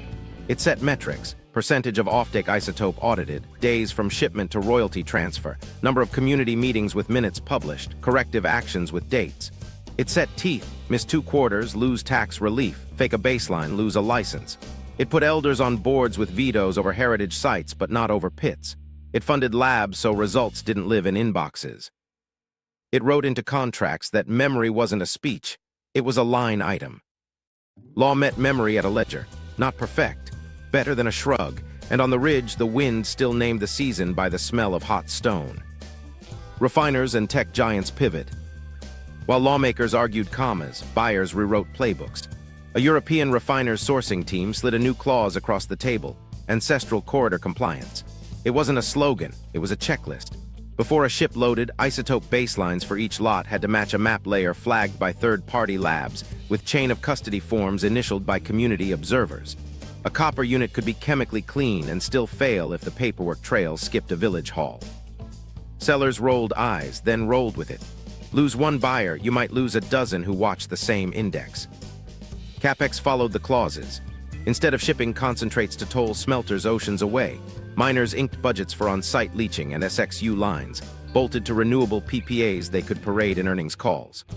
A 40-megawatt solar field went up outside a plant gate, panels glinting at noon, a battery bank fenced with razor wire humming through evening clouds. A wind farm's mast sections arrived on trucks so long they needed 2 pilots and a prayer at every roundabout. The pitch to investors was neat: take carbon out, take transport out, take risk down. The truth on the ground was grittier. Acid still ruled, water still mattered, and power still blinked when Kariba ran low. Traceability tech grew teeth. Labs built isotope baselines, Delta 34's bands, lead ratios, stitched to GPS points and timestamps. Blockchain tags rode pallets like digital passports, each scan pulling up a lineage. Core ID, lot split, lab run, auditor sign-off. A courier taped tamper evident seals with serials that lived on 2 phones and a server in another country. In a yard in Lubumbashi, a liaison explained to a council why someone would take soil from a midden and how the data would come back. He promised a printout on the clinic wall. He meant it. He also knew a printer ribbon might run out the day the graphs arrived. Tech giants stepped in with their own non-negotiables. A hyperscaler's supply lead flew to Ndola, shook hands under a corrugated roof, and presented a term sheet that read like a treaty: multi-year copper cobalt offtake, price floors to cover drought years, performance bonuses tied to community payouts landing within 30 days. Miss the social clock and a tranche of cash slid to a reserve for local projects, managed by a board with 2 elders and an auditor who didn't work for the company. In return, the buyer got priority when acid was tight, and a seat at quarterly ops calls where grid hiccups and rail slots were argued with the same urgency as server uptime. The Backlash called it greenwashing. A coalition posted side-by-sides, drone shots of solar arrays beside gray heaps, ribbon cuttings at clinics with peeling paint a year later. They weren't wrong. Some renewable PPAs were paper swaps while diesel generators rattled behind sheds. Some community funds paid for per diems and banners more than pumps and roofs. But pressure made better shapes. A refiner paused a shipment when an audit flagged a baseline that didn't match the corridor. Days later, a lab published methods, not just scores. Another buyer made lab IDs public and let a local university run replication on blind splits. Painful transparency, but real. Inside plants, pivots felt like whiplash. Engineers replumbed circuits to handle lower acid leach, slower kinetics, better capture of manganese that used to foul. Procurement swapped valves to ones that didn't seize under recycled liquor. A social team rewrote grievance procedures so a complaint didn't die in a ledger. It hit a dashboard in a capital and flashed until closed with signatures. A woman in PPE walked slag rows with a clipboard not to count but to point at a fence and say, "Move it. That's a path. It's always been a path." The fence moved. Refiners learned humility. A Japanese buyer who demanded just-in-time purity accepted buffer stock at a bonded warehouse in Lobito, paying carrying costs to avoid a corridor hiccup turning into a production stop. A Chinese cathode maker that once dismissed heritage clauses signed one, then funded a lab at a provincial university. Mass spec, fume hoods, scholarships, nominally for audits, practically for pride. A Korean line trialed Carolite-rich feed and found a tweak that saved a Cobalt step on bad power days. Incremental wins stacked into margins that kept shareholders patient. The strangest meetings were the new ones. AI firms sitting with miners, grid operators, and mayors. A slide would show GPUs per rack, the next hydropower inflow by month. Someone would ask if a transformer upgrade could land before the long rains. Someone else would ask if a school roof could be fixed before exams. The buyer would nod and say both were on the same Gantt chart. It sounded glib. Then the transfer hit for the roof, and a crane lifted a transformer in the same week. The crisis test, drought, blackout, and the mine goes silent. The warning wasn't a siren, it was a lakeline. Kariba dropped in the charts like a staircase, each step a week closer to brownouts. In the Copperbelt, hydropower is the drumbeat. When the water slows, mills whisper, leach circuits turn sluggish, and plant managers start counting acid like coins. At dawn, a control room in Kolwezi watched the frequency wobble. At 10:07, the grid blinked. By 10:09, the mine went quiet enough to hear steel contract. Generators coughed to life, but diesel wasn't sized for everything. You triage. Keep the crushers safe, protect the SXU electrowinning cells from a dirty shutdown, save the pumps that prevent a pregnant leach solution from turning into a toxic pond. The acid plant had tripped the night before on low steam. Without acid, heaps sulk. Without power, nothing clears. A senior metallurgist drew boxes on a whiteboard, essential, deferrable, sacrificial. She circled, stacking, and crossed it out. No new ore on pads. The pad boss nodded and told 20 trucks to idle. A dispatcher stared at a yard that looked like a paused movie. The blackout ran past lunch. Radios turned to hush. In the township downhill, fans stopped, fridges warmed, and a clinic's generator, long abused, stumbled. A nurse checked a pediatric ward's oxygen rig and tapped a gauge. One tank felt too light. They rationed, moving 2 babies to the same bed, a fan hand waved by a cousin who'd come to visit. Phones died one by one. The tower's batteries held until they didn't. Messages sat unsent, then bled out as the last bar slipped. Silence in a place that lives on noise is its own emergency. Back at the plant, the shutdown cascaded. The U-Haul, a forest of copper plates, watched current fade. If you kill it ugly, you weld cathode to mother plates, days of chipping instead of hours of lifting. The shift lead walked the aisles, hand on a bus bar, feeling heat drain like a fever breaking. He pulled a breaker with a grunt. The click echoed like a slap. In the lab, an analyst held a beaker to a window to catch light, then wrote results in pencil because the printer sat dumb. She labeled a vial with the time and blackout, a word that turns data into story. Rail queues grew. With acid short and power thin, output dropped. But contracts don't pause because the river does. A refinery downstream had a delivery window with a penalty that smiled like a shark. Logistics managers tried to reshuffle, push tomorrow's cathode into today's crate, borrow a slot on DAR, ask a favor on Lobito. Phones rang in dead air. The driver at the head of a convoy checked his watch, then his fuel card, then his temper. 3 tolls waited on a road he'd memorized by pothole and smell. He knew who'd wave him through and who'd pretend not to know his name. Markets felt the flicker before the lights came back. Spot premiums twitched. Traders read WhatsApp screenshots about Kariba low and laid on small bets. A rumor grew teeth. Counterfeit cathodes had popped up in a warehouse far from the belt. Perfect dimensions, wrong grain. Someone had laminated subpar plate with thin copper to pass a bounce test.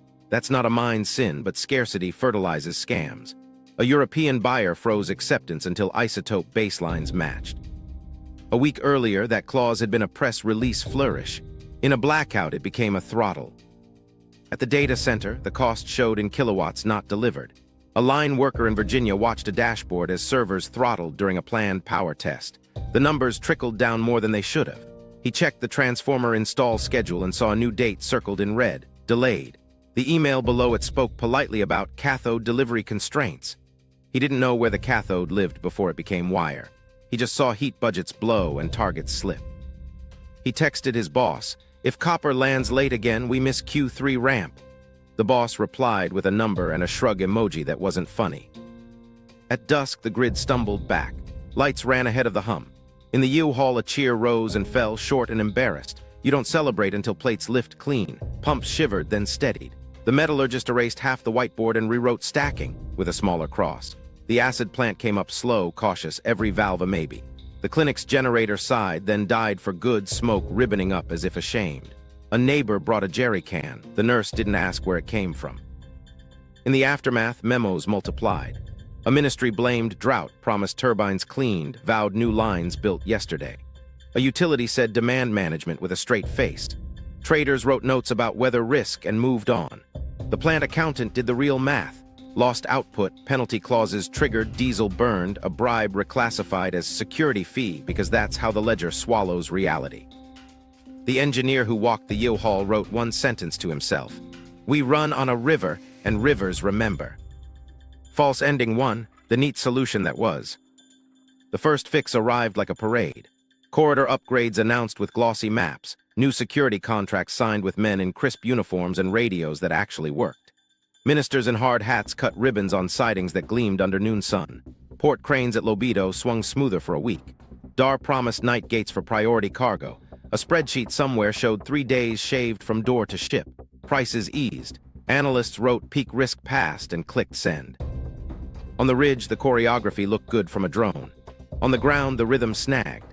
Artisanal pits multiplied just beyond license pegs, rope ladders breeding in gullies where a fence should have been.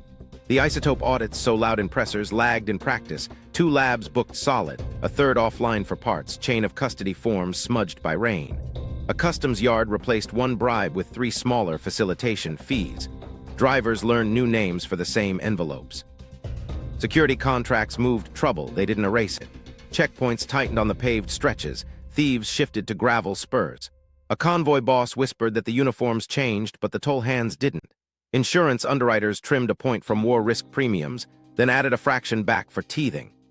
Rail dispatchers celebrated a week without derailments, then watched a siding clog because 1 switch key had gone missing between a lunch break and a thunderstorm. The neatest part, labs and replication, stayed stubborn. Universities meant to rerun the 195 signal-chased funding in circles. 1 grant died when a procurement office couldn't clear a mass spec through customs. Another stalled when a professor's visa hit a wall. Juniors mailed, heritage-positive, decks and stuck a single isotope plot on slide 3. Majors waited, risk committees tapping pencils. In a shed behind a museum, a field notebook from 1958 sat under a plastic sheet, pages soft, ink stubborn. No one had budgeted for a reader with gloves and time. Meanwhile, the corridor upgrades found their ceilings. A bridge weight limit forced a train to split and reconvene in a town with 1 hotel and 2 working fridges. A new crane broke a seal. The part lived on a ship that missed a tide. Night gates at DAR opened for a week, then paused when a union called a meeting. Lobito's dock crews grew faster, but the port ledger still showed bulk displacing breakbulk on Wednesdays and vice versa on Fridays. A container loaded with cathode missed a vessel by 20 minutes. Demurrage dripped like a leak you can't find.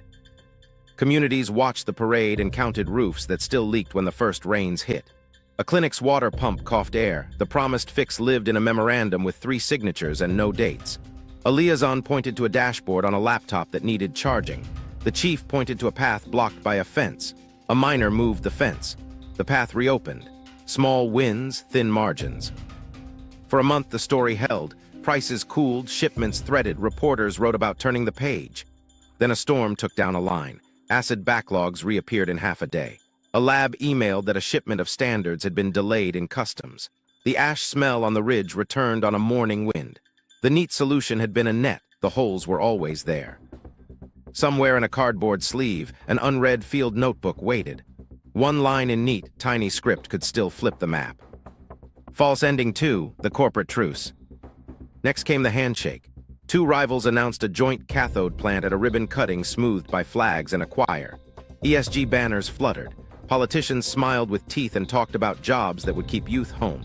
A community fund launched beside the stage. A big check leaned on an easel, zeros longer than a bus. Cameras found a clinic repainted and a schoolyard swept.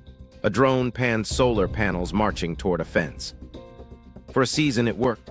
Pay packets landed on Fridays. Trucks idled less at the gate. A grievance committee met in a shaded courtyard and wrote minutes with names, not initials. A council approved a pump repair, and for a week the water ran clear.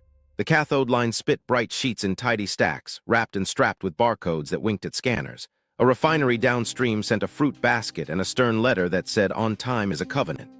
Both arrived on the same day. Under the varnish, tension hummed.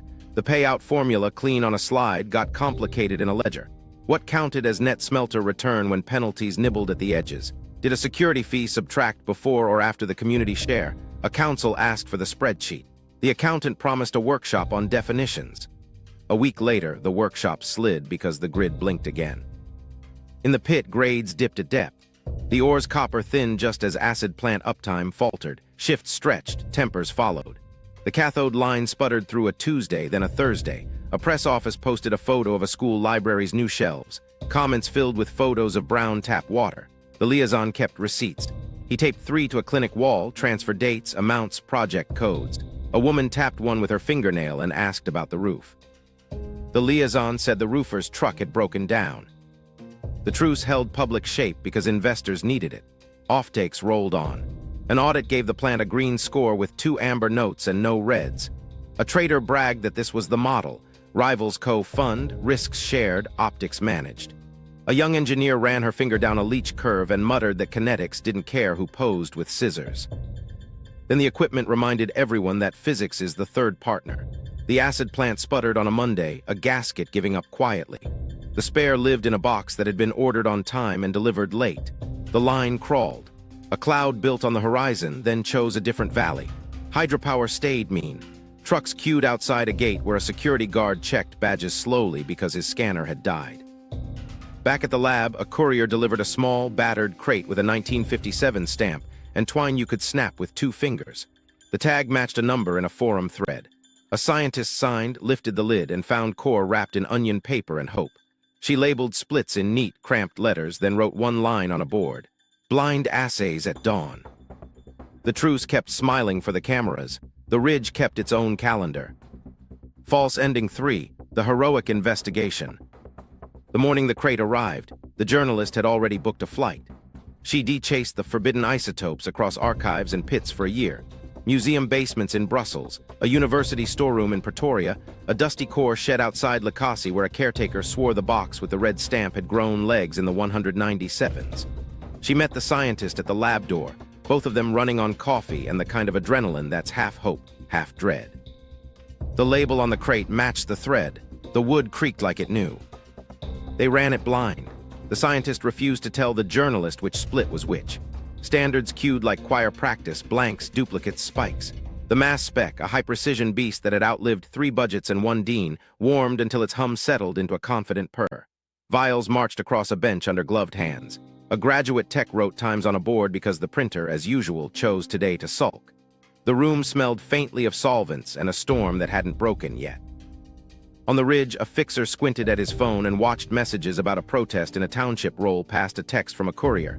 Samples arrived. A council elder who had refused 5 interviews called the journalist's number and said 1 sentence. "If they find our wind in your bottles, say our names," she promised. She had stopped making promises months ago. She made that one anyway. The first run spat numbers that scattered like startled birds. The scientist frowned, tapped the screen, recalibrated, ran the standard again. It landed with intolerance. The blanks behaved, the spikes sang. They set the second batch. The journalist stepped into the corridor, dialed a lawyer who'd warned her that publishing without iron could mean letters that didn't just threaten, letters that filed. The lawyer asked if the lab had signed a data sharing MOU. She said yes. He asked about chain of custody. She read the serial numbers on the seals into the phone. He exhaled. "Good, don't send a line until we've both read it twice." By afternoon, the shape began to cohere. Sulfur crept light where the model wanted it heavy. Lead ratios bent toward radiogenic in a band narrower than the basin's lazy averages. Not everywhere, not always, but in a tight horizon that matched an old note's phrasing better than anyone in the room had dared say aloud. The scientist held her breath the way a diver holds a last look at the surface. Then she said, quietly, "We're seeing something." They weren't alone. A corporate council sent a letter to the lab dean that used the word defamatory twice and preliminary 3 times. A ministry aide called to ask about proper coordination. A private security contractor asked about lab hours in a way that wasn't a threat but wasn't not. The dean forwarded the council's letter to the university's insurer. The insurer asked who held the samples when the courier got a flat. No one remembered a flat. Everyone remembered a pothole that could have been a crater. The journalist chased the parallel story, the slag. In a midden near a dry streambed, a scatter of beads that looked like blackened tears sat where a path bent. A local archaeologist had logged GPS and stratigraphy 6 months earlier and waited for funding that hadn't come. The journalist wired him a stipend from a grant that had 3 signatures and shaky ethics. Stakes rose because if the slag sang the same isotopic tune, the seam would have a voice and a claim. He hiked at dawn, bagged blind splits with community observers watching and nodding. and sent them south under a chain of custody that would make a customs officer blush. The lab logged them in the same hour as the ore. By evening, the mass spec had given them a whisper, not a shout. The pairing wasn't a myth, it was a fingerprint under dust. The scientist prepped a short methods note, clinical and calm, instruments, blanks, baselines, ranges. The journalist drafted a piece with verbs that stayed on their feet. She didn't write proved. She wrote matches, aligns, constrains. She sent it to the lawyer, then to the elders. An elder sent back 2 names and 1 condition. Co-author us on the context or pull our wind from your bottles. She added them to the byline on a line that would make another lawyer wince. The letters flew anyway. A consortium's counsel requested a delay, asserting reputation-sensitive markets and risk of misinterpretation. A ministry said data should first pass through national review. A foundation that had funded the fieldwork asked if the timing could align with a conference in 3 months. The scientist shook her head. The journalist stared at a calendar that belonged to other people and other motives. She picked up her phone, called the editor, and said, "We run when the blind assays clear the last standard." Then the feeds did what feeds do. A rumor threaded through social media. Ancient mining confirmed, majors hiding truth. Another claimed, isotopes faked with foreign labs. A photo of a slag bead went viral, mislabeled from a different country. The attention spike pulled in grifters, patriots, bots, and bored teenagers. The lab shut down comments on a post about a scholarship. The scientist's inbox filled with congratulations and curses. The journalist's DM pinged with threats emboldened by distance. Attention drifted as fast as it had arrived. A celebrity posted a dog. A match went to penalties. The timeline slid. In the lab, the last run ticked green on QC. A number landed where it shouldn't if the old story were neat, and exactly where it should if the wind had once carried blue fire across the ridge. The scientist capped the vial, wrote the time in the same careful hand as the 195's note, and said, almost to herself, "Dawn." Because the one test they couldn't fake, replication with blind splits, chain of custody intact, methods public, went live at dawn. And when the sun cleared the lab's windows, the numbers and would force the room, the assay that forces a rewrite. At sunrise, the lab spoke first. High-precision mass spec tuned, calibrated, QC green walked the line from rumor to result. The sulfur numbers slid light where base and models said heavy. The lead ratios leaned radiogenic in a tight, stubborn horizon. Not everywhere, only in a seam narrow enough to miss if you weren't looking, consistent enough to matter if you were. That's the hook, a tiny layer with global consequences. The instrument didn't care about press releases or legal letters. It wrote the pairing into a ledger of ions and time. Then the second shoe landed. The slag beads from the midden, a scatter logged months earlier by a local archaeologist and bagged with community observers, returned a sulfur lead signature that mirrored the ore's outlier band. 2 clocks, 2 materials, same whisper. The lab lead, who'd refused adjectives all week, allowed one, coherent. She pinned a plot on a corkboard, delta 34s along one axis, 206 pb/204 pb bending off the basin cloud, and drew a circle that caught ore and slag together. The circle wasn't big. It didn't need to be. Dating anchored the circle to a season older than the comfort line in textbooks. Not Bronze Age fantasy, and not yesterday, older than the standard migration models were willing to sign. Charcoal flecks baked into the slag's glass lent their carbon to an age range that pushed skilled roasting back beyond the oft-repeated thresholds for organized metallurgy in this slice of the continent. The mystery snaps tight, a human fingerprint preserved in ore that now feeds AI. A radiocarbon lab in another city, kept blind to the isotope story, sent numbers that tightened, not loosened, the frame. The archaeologist, who had climbed that ridge since childhood, breathed out once and said, "We were here with fire when the wind still had a different name." Evidence chains are brittle until they aren't. Chain of custody forms matched serials in courier logs. GPS points on ore and slag hugged a contour that miners had followed for decades without asking why the rock felt alive there. Methods went public, blanks with intolerance, duplicates tight, standards patient and boring as they should be. The lab published protocols and raw ranges, not just smoothed plots. A second lab queued replicates with their own instruments, same methods, blind splits. Their first pass fell inside the circle. That was the moment the calls changed tone. Corporate counsel pivoted from do to delay. Ministries moved from caution to coordination. But the room had already widened. Community elders weren't sources. They were co-authors on the context note that braided oral histories with lab baselines and a map that didn't pretend lines were neutral. The method's PDF listed their names beside the scientists and the archaeologists. It read strange to some eyes and correct to others. In broadcasts, a radio host said those names first, then the ratios. On the ridge, a boy repeated one of those names under his breath the way kids try on the shape of a future. Journalists love a clean villain. This story refused one. The suppressed 195's memo hadn't lied. It had muttered anomalous pairings and been filed under dust. The new assays didn't gloat. They slotted into that note like a key finally turned. A retired chemist who'd carried the memory of onion paper carbons for half a life watched the plots appear on a screen and tapped the desk with a fingertip 3 times, then stopped himself and said, "Good, publish." He asked to read the French paragraph again. He found the same phrasing in his mouth after 60 years. The spatial match was the kicker.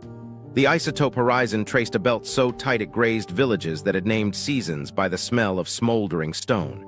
In one bend of the ridge, the slag scatter and the ore anomaly overlapped like 2 fingerprints pressed onto the same glass. It turned a debate about might have into a line you could walk in sandals. And because the seam ran close to corridor nodes, sidings, weighbridges, the places where modern logistics bottlenecked, history wasn't in a museum case. It was under truck tires and crane hooks. The present tried to keep moving without looking down. The plot made that impossible. Publication didn't calm the scramble, it sharpened it. Juniors redrew decks not with speculation but with baselines, the cheap gloss gone, the real gloss, methods, heavy on page 2. Refiners updated sourcing to require isotope checks on flagged horizons. Miners learned that ancestral corridor wasn't a headline, it was a payment schedule with teeth. Majors assembled crisis rooms not to deny but to absorb. What does this do to covenants, to free, prior, and informed? To timelines when consultation isn't courtesy but contract. A refiner added a line to an offtake. Isotope verification must include heritage horizon checks. If flagged, royalty carve-outs trigger automatically. A buyer's lawyer asked how fast automatically could move money. The miner's accountant asked how to book it. The community treasurer asked which account received the wire and how to pin the receipt to the clinic wall before the printer ribbon ran out. Academics did their job, skepticism with open hands. 2 labs on 2 continents ran fresh ore and fresh slag from outside the first circle. Most behaved like the basin. The horizon held only where it should. That mattered more than any single p-value. A third team, invited by the elders rather than a ministry, taught sampling in a schoolyard, then bagged splits under a jacaranda while kids watched. Methods migrated with names attached. That was new. Politicians tried to ride the wave. A minister spoke about national pride and ancestral science, then called for a moratorium that no one had the power or the will to enforce at the speed contracts travel. An opposition member held up the method's sheet on television and said the word transparency until it sounded like a prayer. The utility released a hydropower plan that didn't solve drought but finally acknowledged it. Traders toggled between screens, isotope maps on one, copper futures on the other. The spread twitched, then settled half a notch higher, an admission that history had just added a risk premium. The elders' co-author line wasn't symbolism. It altered rooms. At a quarterly ops call once reserved for engineers and bankers, an elder cleared his throat and asked about the fence that had crept a meter at the path's bend. The project lead said it would move back by Friday and sent a photo on Saturday. Fence shifted, path open, a boy in a yellow shirt walking where his grandmother had walked. Small, exact binding. In the same call, a scientist flagged that a proposed waste dump clipped the horizon's tail. The model slid 10 meters on paper. A bulldozer slid 10 meters in soil. The legal temperature changed a half degree at a time. A court admitted an amicus brief that used isotope baselines as evidence of cultural corridors. A lender inserted a clause, misheritage payments trigger interest step-ups. An audit firm not known for poetry wrote, narrative controls financial risk here, and billed double. A union leader held up a pay stub and a slag bead at a meeting and said, both of these are ours. The room didn't clap, it nodded. There was a final check waiting for anyone who still needed clean permission to move forward. A replication run with blind splits, posted methods, open data. When it ticked green, the journalists filed, the labs linked. The elders read their names out loud to a hall where the radio's batteries had been saved for this. Acceptance didn't slow the convoys. It rerouted some, repriced others, and planted a sign at the seam that said, "This is a place with memory, and memory has math." Back on the ridge, the wind came up in the late afternoon and carried a dry smell over the path. People glanced up the way you do when your body recognizes a season before a calendar does. Phones lit again. A port crane swung. A mass spec idled. And far from the lab in a server hall a continent away, a manager scanned a delivery notice and didn't see the river or the ridge in the word shipped. But it was there now, written in ratios and names, riding inside the copper like a story finally told. Meaning, who owns the future seam? By the time the assays settled, 3 hands were already on the same rope, pulling in different directions. The state pointed to title and flag and said sovereignty lives under the soil. Investors pointed to capital at risk, schedules that punish delay, and contracts that travel faster than seasons. Elders pointed to paths and names and the work already baked into stone, asking why the ledgers never learned their words. None of them were wrong. None of them could go alone. On paper, the state has the cleanest line. Subsoil is public domain, ministries license, tax, and police. It's the only scale that can promise power lines, rail rights, and courts. It can also turn on a phrase and a stamp, leaving projects to relearn the alphabet of pending. Investors don't love that alphabet. They want cadence, ore to pad, pad to plate, plate to ship. With friction they can price. Their ask is simple, predictability beats perfection. The elders' ask is simpler. Recognition before extraction, reciprocity before reports. So a practical path took shape that didn't fit a slogan but could survive a quarter. Shared governance with meters, not metaphors. Think of it as a 3-lock system. The first lock is legal. The state keeps subsoil title, sets baselines, and codifies that isotope-flagged horizons trigger heritage protocols and royalty carve-outs that move automatically, not as favors, as obligations. The second is financial. Investor covenants priced to reality, hydropower dips, acid shortages, corridor swings, with social payments sitting as senior obligations that trip interest if they're late. The third is communal. Elders and elected councils sitting on boards with vetoes over heritage sites and break power over waste dumps and fence creep, their votes recorded and published like assay results. Metrics keep this from melting into speeches. You measure percentage of offtake isotope audited, days from shipment to heritage royalty landing in a named account, number of public meetings with minutes pinned to clinic walls, audit non-conformances closed within 30 days, fence line deviations corrected within a week with a geotagged photo. Miss 2 quarters in a row and tax relief steps up a notch you'll feel in the CFO's jaw. Fake a baseline and a license goes dark. Publish lab IDs and methods so no one can alibi behind independent verification that lives in a logo. Tech firms don't get a pass here. They live on copper and cobalt but pretend in memos that everything is code. The seam says otherwise. Copper and cobalt can't be digitized, only stewarded. If you build data centers that inhale power, then your procurement has to carry the weight of rivers and rails and roads where security fees still grease nights. If you want priority slots when a corridor seizes, earn it with buffers funded up front, with price floors that carry communities through drought years, with governance seats that endure beyond press cycles. Translate uptime into on time for a clinic roof and a transformer install with the same teeth. There's humility in the rock we're not used to practicing. Geology doesn't obey memos, it shrugs at calendars, it punishes certainty. Models work until a seam refuses them. You can only learn it by being wrong and listening. The isotope horizon was the seam saying, look closer, ask who worked me before your permits. That line doesn't end in a museum. It runs through sidings, weighbridges, acid plants, and schools where kids recite tables while trucks rattle by. Strategically, you spread your bets because the seam just taught you that single points of failure multiply pain. Diversify corridors, Lobito and Drought and Beira as complements, not cults. Fund labs in the belt so assays and audits don't live an ocean away. Tie power to redundancy, hydropower paired with solar, wind, and storage, with diesel as ugly insurance you'd rather not need. Stock acid buffers that can carry you through 1 Caribe month. Put cash where it prevents cascades, not where it prints banners. And train more people than you think you need. Operators, lab techs, auditors, so a resignation or a visa denial doesn't turn into a standstill. Memory isn't just heritage, it's operational intelligence. An elder's note about a wind that names roasting season tells you about weather windows for logistics. A path that's older than your fence tells you where a fence will fail. A slag bead beside an ore horizon tells you where to slow a dozer and move a waste dump 10 meters that would have cost you 10 million if you hadn't. The seam rewards those who treat story as a sensor. The last lesson is ownership as obligation. Who owns the future seam? The state will say it does, and it must. No one else can hold the line at that scale. Capital will say it carries the risk, and it does. No one else faces penalty clauses when a river falls. Communities will say they carried the fire first, and they did. No one else wrote labor into the ore with breath and ash. Ownership here is a braid, title, risk, and memory. Pull one out and the rope snaps. Keep all three, and you might just move the load without tearing your hands.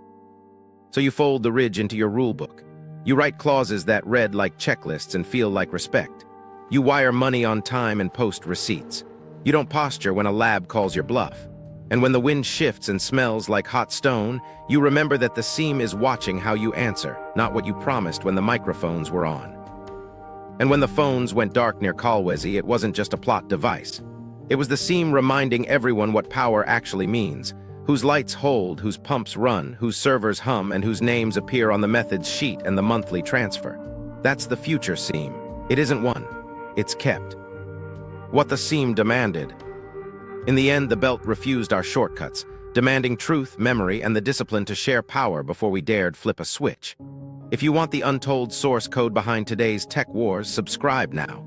Then watch our next deep dive on the mineral story no one wants public, where a different seam is already writing new rules. New episodes every week. Don't miss the next leak.